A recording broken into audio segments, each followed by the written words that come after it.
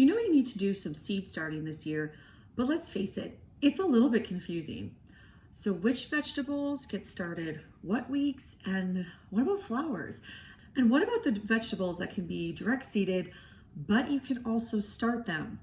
It's a confusing world out there. Well, don't worry, in this video, I'm gonna make it a lot more clear for you. Hi, I'm Kristen with Shifting Roots, and I help gardeners grow vegetables and flowers with ease, especially if you live in a northern climate with a short growing season and cold weather like I do.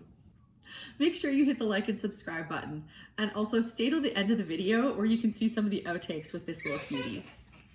So before we start unpacking the mystery into when to start what seedlings, there's a few things you need to know to make the whole process a lot simpler.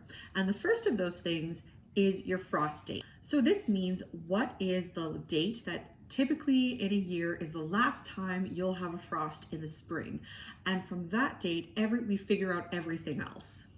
To find yours, you'll want to go to a website like this one that I'm showing, and then you just enter in either the city that you live in or the postal code, and it'll tell you when your fall frost date and your spring frost date is. For now, we care about the spring frost date. The second thing you'll need to do is to find out the length of your growing season that you work with. So I'm going to take you to this website here. There's many other websites you can use, but I'm just using this one. And here I enter in either my city or my postal code if I'm in a rural location, and then it'll show me what my average season length is. Now remember, again, these are averages. These are not hard and fast things. Some years, like my season is usually about 90 to 110 days, and I've experienced both. There's been 90-day years and 110-day years, and you just never know what exactly you're gonna get. So we just do our best and we work with it. Also, if in this video you hear random little sounds, I have a little friend here, and she's just sitting with me as I'm recording this video. So once you know your frost date and the length of your growing season, then the next thing we're gonna do is take a look at those seed packets and see how long our vegetables have for their date to maturity. Now with date to maturity, it doesn't always mean like this is a full-grown, huge, harvestable vegetable. No, for some of the dates to maturity, it means that they're like a small, could be harvested as a baby type vegetable. For other dates to maturity, it's not from when you put the seed in the ground, it's from when you transplant that seed out into the garden. And even then, that date to maturity, let's say in the case of tomatoes, that date to maturity doesn't mean that you have a full tomato plant with tons of edible tomatoes that are perfectly ripe. Oh no, it means that the first ripe tomato is ready. You'll need more time than the date of maturity to have ripe tomatoes on the vine. Yeah, someone wants to be on camera a lot today. Finally, your seed packet will generally tell you what range you can start your seeds ahead of time, or if they need to be direct seeded. Now to throw a little wrench into that, sometimes I find in a northern climate, I have to ignore those directions a little bit and start things earlier to make it all work out. But for the most part, everything we're going to talk about here today is pretty cut and dry, so don't worry about those few exceptions. And then finally, how do you keep track of everything? Well, for me, I keep track of everything in my garden planner, like I'll show you here. My husband prefers a spreadsheet, and he is working on the perfect system for him, but for now, I like to keep everything in the garden planner. I take these sheets and then I write out which vegetables go under which seed starting dates. And I take my calendar on the wall and I count backwards from that first frost date, and I write all the weeks out. So week 1, week 2, week 3, week 4, etc., etc. And then I know exactly which is my planting day. So when I get to say week 8, I look in my garden planner, I flip open where week 8 is, and I know exactly these are the things I need to start this week. And that's just the system that works for me to help it just keep more organized. Another thing that I find that works is to put all of my seeds that needed to be started at the same time in the same bag.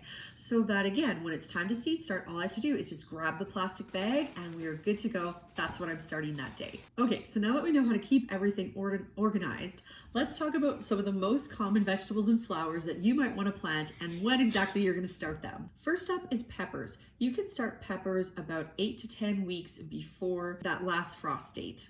I actually have started my peppers both on my window and under grow light, and both ways work really well for me. I have a couple posts on the blog which have some of my pepper growing tips. I'm just gonna link them below for you. Tomatoes can be started 6 to 8 weeks before that last frost date. I find that when I start them at 8 weeks, that's a little too early for me and they tend to get leggy. So I prefer to start mine at 6 weeks. If you have one of those pink grow lights, I personally find that my tomatoes go so crazy under those pink grow lights. So you could maybe even start your tomatoes at 5 weeks if you're using one of the really good quality grow lights. Most cruciferous vegetables like broccoli and cauliflower can be started anywhere from 3 to 5 weeks from that final frost date. One of the exceptions though is Brussels sprouts. Those need to be started anywhere between 8 to 10 weeks. Pumpkins and squash can be started 2 to 3 weeks ahead of time, or they can be direct seeded. I personally have a hard time hardening off my pumpkins and squash, so I tend to direct seed those instead of starting them. As for direct seeded crops, your potatoes, carrots, beets, beans, peas, and lettuce, all of those plants can be direct seeded. Now, some of them you can start, like lettuce, you can start it or you can direct seed it. Again, I generally prefer to direct seed it in my square foot gardens. Now, if I was someone gardening in a larger space and maybe my soil had a lot of weed pressure, then I might prefer to start things like lettuce just to give them a head start with the weeds. If you want to dive a bit deeper into this topic and find a vegetable by vegetable seed starting guide, I talk about this more in my Growing Roots Gardening Guide. This guide is just for complete beginners. It touches on just all the basics, right? So vegetable gardening, a little bit of flower gardening, a little bit of perennials, and even just a tiny bit of landscaping, just so you can dip your toe in everything and understand the very, very basics of gardening. And then from there, you can choose to get more education in whatever interests you more. I'll leave a link for you in the description. I hope you check it out. Okay, now let's talk about when to start some flowers. So I'm going to talk about cut flowers because those are the ones you'll be starting. Snapdragons are some of the earliest cut flowers that you can start, and you generally start them between 8 to 10 weeks. You can go as late as 6 weeks if you have a longer growing season to work with, but 8 to 10 is kind of the standard. Cosmos get started around 6 weeks. You can even push it to 4, and then some people direct seed them. Now, I've direct seeded my Cosmos, but I find that they finally bloom so late in the season that I barely get to enjoy them. Asters and Rudbeckia are also in that 4 to 6 week range. They're a lovely addition to the garden, and the nice thing about them is they bloom at the end of the season and are more cold hardy, so you will probably get to enjoy them after the first frost, unless it's a really, really hard frost that year. Flowers like zinnias and bachelor buttons, you can direct seed them or you can start them 2 to 3 weeks ahead of time. If I'm gardening in my raised beds, which don't have a lot of weed pressure, I'll just direct seed them. But if I'm gardening in a larger bed or I need them for a very specific time, or even maybe I want to succession plant a little bit, then I'll start those ahead of time. If you're interested in cut flowers and those specific seed starting times, I have my book Cut Flowers Made Simple. It looks like this, and it goes in depth into flower farming, but while being really, really simple. Anyone can do it in their backyard, and it's just an easy way to have success with annual cut flowers. So now I'd love to know in the comments, what are you going to seed start this year? I know I'm seed starting pretty much everything, so I hope you'll join me for this journey. Hit the like and subscribe button, and I'll see you in the next video. You